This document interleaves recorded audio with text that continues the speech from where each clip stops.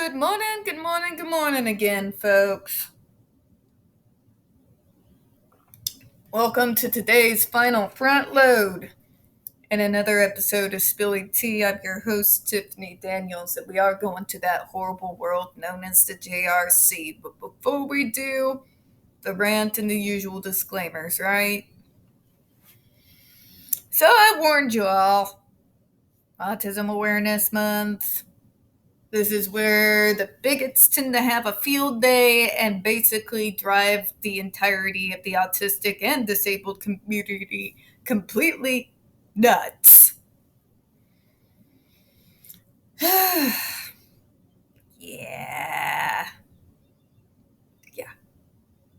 Yeah, we're already there. And we're dealing in particular with anti-vaxxers.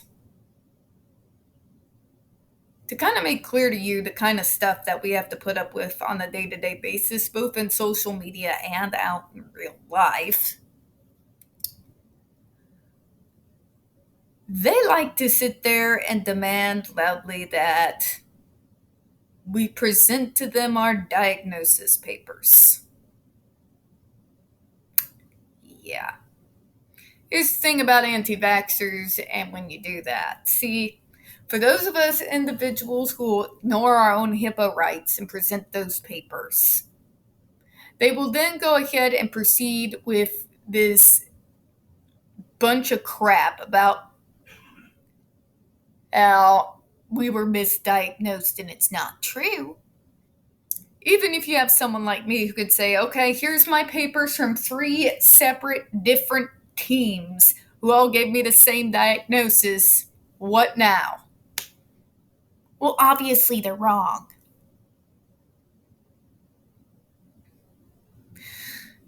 And my favorite with anti-vaxxers is we're either obviously wrong and we're lying,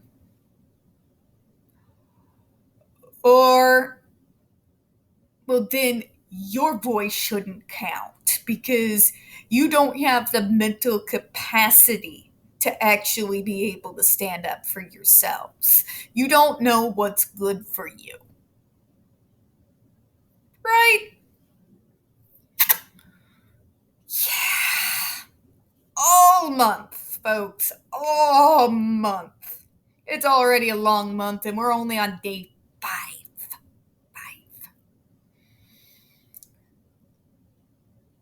The best way to approach an advocate that you disagree with is to not very viciously and loudly demand that they present their diagnostic papers to you. HIPAA exists for a damn reason. To also declare that we can't possibly have this because they're not like your kid. Nobody's one diagnosis is the same. Patient A and patient B may both have cancer. One may have throat cancer, and another may have a brain tumor. Both diagnoses are cancer. However, that form of cancer and how it presents itself is not the same in the two individuals. You see where I'm going with this, don't you? Not one diagnosis affects everyone in the same way. Nor is this high functioning, low functioning thing such a great thing because functionality fluctuates. Now, I'm not going to sit here and be arrogant and talk to you about the parts of autism that I have not experienced. But I will tell you this, my functionability can fluctuate, largely due to environmental pressures, sensory issues, stress, and anxiety. In fact, these things can impact me to the point that my functionability goes down to 0. That means no talking, That means even losing skills temporarily that I already possess. So there's that too. You, as a parent, do not have the right to tell me, an individual with this diagnosis, that I do not have it because the way it presents itself in me does not mirror the way that it presents itself in your child. This is the argument of a 5-year-old. Y'all are supposed to be grown ass adults. And for those of you who like to hit home how vulnerable your child is while setting yourself up to be a martyr parent, you would think that maybe you might have a little bit of compassion for those of us who managed to make it into adulthood. But you don't. You rather tear us apart, dox us, make us feel fear, make us feel anxiety. For what reason? Why are you angry at us? Why? Do we point out things that are wrong with the medical system? You damn right we do. Because we've survived it. And we can tell you from experience what does and does not work. We're not doing it to attack you. If we're attacking you, you'll know it. We're trying to help you. We're trying to make it so that the next generation of autistics are not put through treatments that don't actually help. That instead pile on the trauma and give the several years of trying to figure out what taking the mask off actually is. Because I'm still learning that. It doesn't help. Blaming Big Pharma for everything, including things that were debunked almost 2 decades ago now, also doesn't help. Okay? What it does do is leave you and your child vulnerable to heartless snake oil salesmen who will gleefully take thousands of dollars off of you in order for you to pay for procedures that your child does not need. And if you want to ask me if we're going to be resentful for all the pseudoscience snake oil bullshit forced down our throats, yeah. Bitter and angry. All right?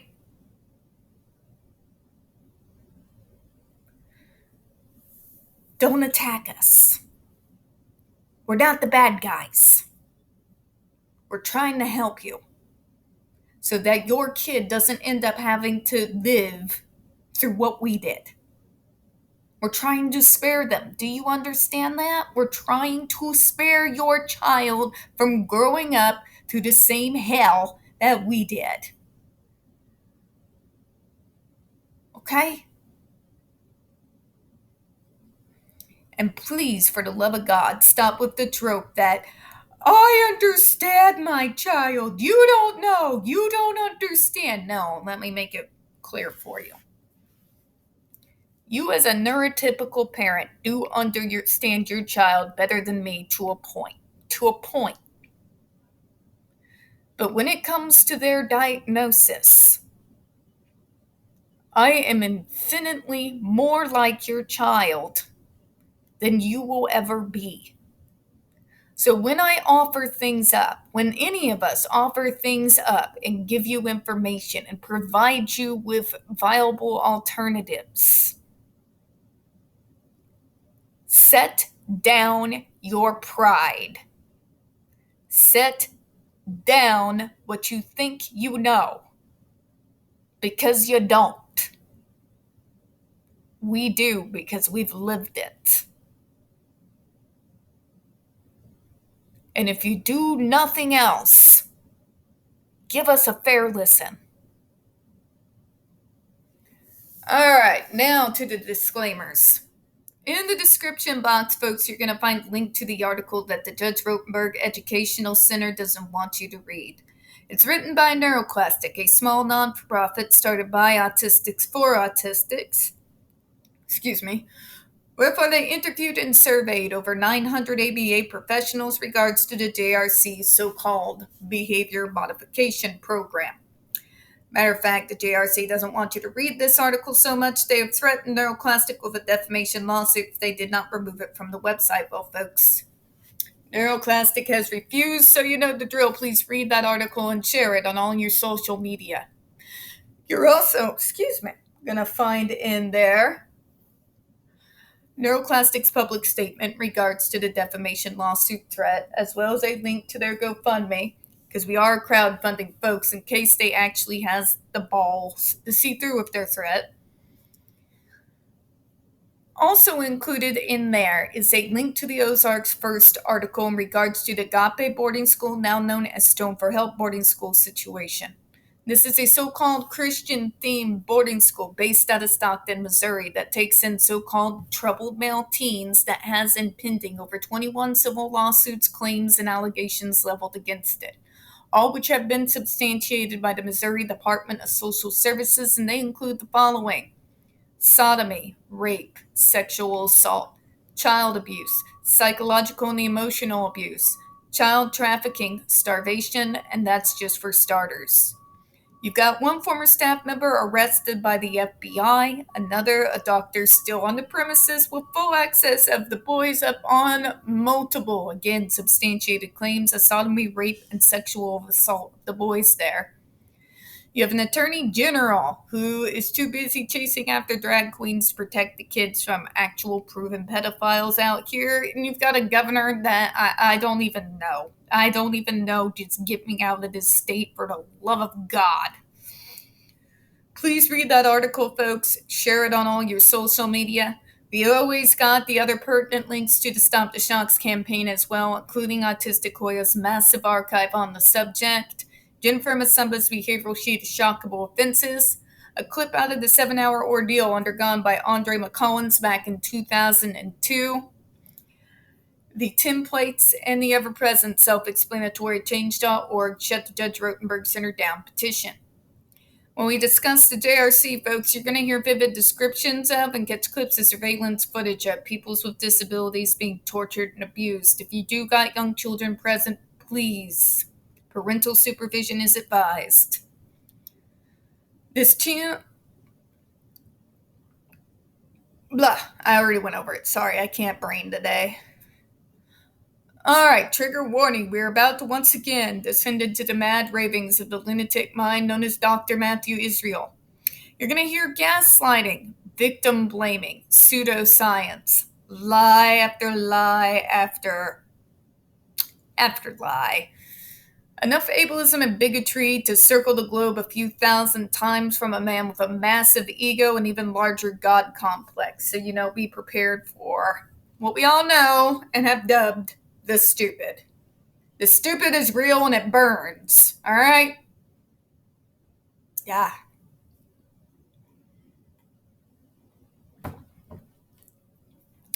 All right, so where we left off last time.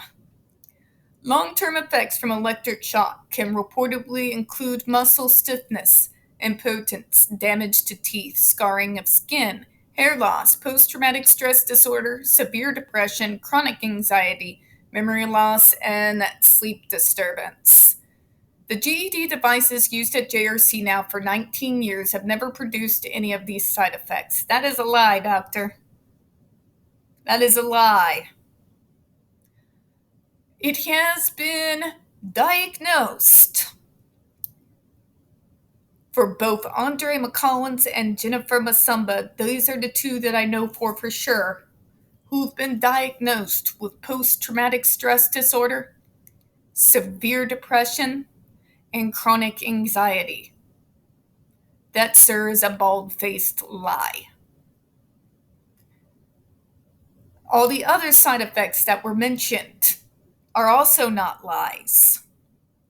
Because where the MDRI got this idea is from the DESE paperwork, where it details second and third degree burns, muscle stiffness, damage to teeth, because what happens when you're being shocked with electricity?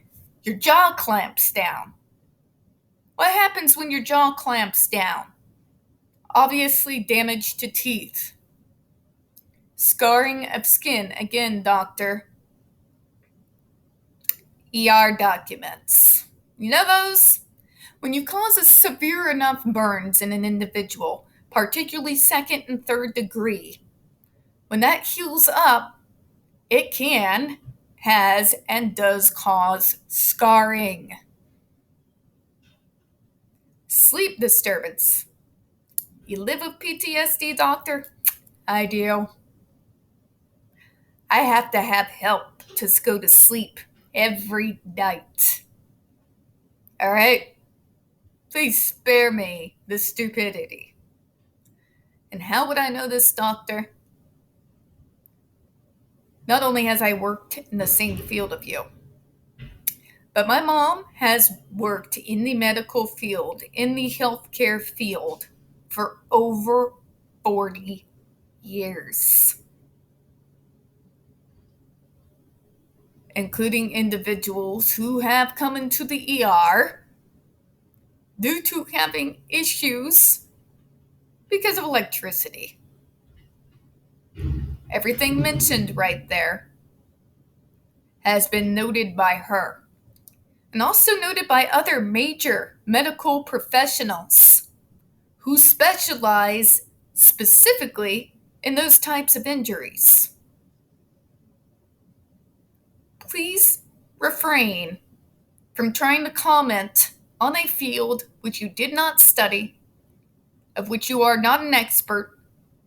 And matter of fact, I'm going to go ahead and say you probably have no experience in at all. There are no harmful side effects of the GED, and the minor side effects may consist of reddening of skin and, on very rare occasions, the appearance of a small blister, both of which are temporary. That's a lie, doctor. That's a lie. Explain to me why in the DESE reports it is noted that a doctor will recommend you to take a student off of a device for all the way up to a month for them to be able to heal up before you put the device back on. That's not temporary, doctor. That's a long-lasting injury. When most people think of temporary, and what he's trying to infer here is when you get a scab that goes away in a day or two. These are not the type of injuries that are happening here, folks. And as always, if you don't believe me, again, click on Autistic Hoya's massive archive. I always have it linked right there in the description box, and pull up those DESE reports. This has been confirmed by 19 years of intensive observation of hundreds of JRC students receiving the treatment. All of the side effects of JRC's behavioral skin shock procedure are either positive or neutral. That's a lie, doctor. Again, we've got a lot of paperwork that proves otherwise. From other clinicians, psychiatrists, and psychologists, I might add.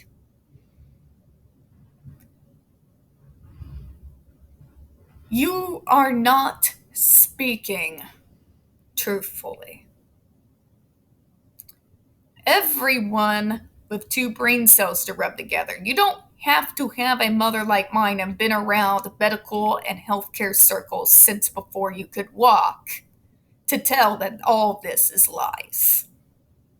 Everyone's got at least a base understanding of how being shot through electricity affects the human body. Okay? You cannot tell me with a straight face that hooking a kid up and then shocking them at just below the lethal limit does not have any side effects. Or that it's just a simple little redness or a little blister. That's not truthful, doctor. That doesn't follow medical science or logic. nor does it explain the injuries that are described so faithfully by other doctors in those DESI reports. But let's go on here, shall we? The list of side effects in the MDRI is completely false, and MDRI cites no source, nor does it provide any other credibility for this claim. For fuck's sake, doctor, excuse me. I'm going to stop you. Are you aware of the fact that some of the individuals that are a part of MDRI are actual medical professionals? Are you aware, doctor, that some of them are practicing doctors that deal specifically with medical injury? Many of them have worked ERs, doctors' clinics, have seen actual patients with actual injuries. No source? Really?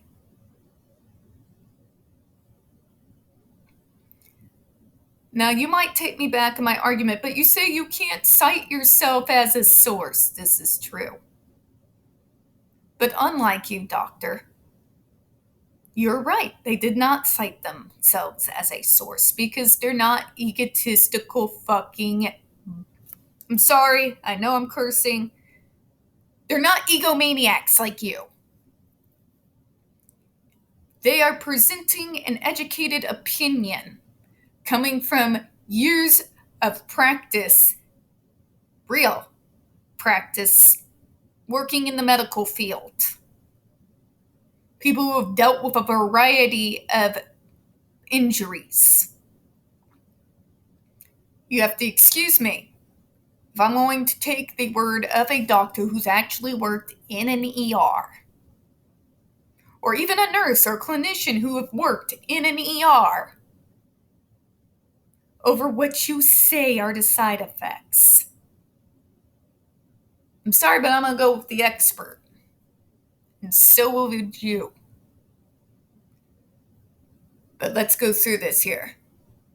MDRI may be referring to the effects of procedures such as electroconvulsive shock therapy or to commercially available law enforcement devices used to incapacitate criminals. Funny you mention that. Let's talk about tasers for a minute. Do you know what tasers run on, doctor? These devices that are used to bring down 250-pound muscle-bound men on PCP. You want to know what they run on, electricity-wise? 3 to 5 mph. Your devices run on 15, 45, and 85. But unlike the police taser, which is being used on a full-grown man, you are hooking children up to 15, 45, and 85. Think on it, folks. Explain to me why a child of 9 years old, like Dr. Matthew Israel has mentioned, needs to be hooked up on something at the very least 3 times more powerful than what a police would use to incapacitate a criminal.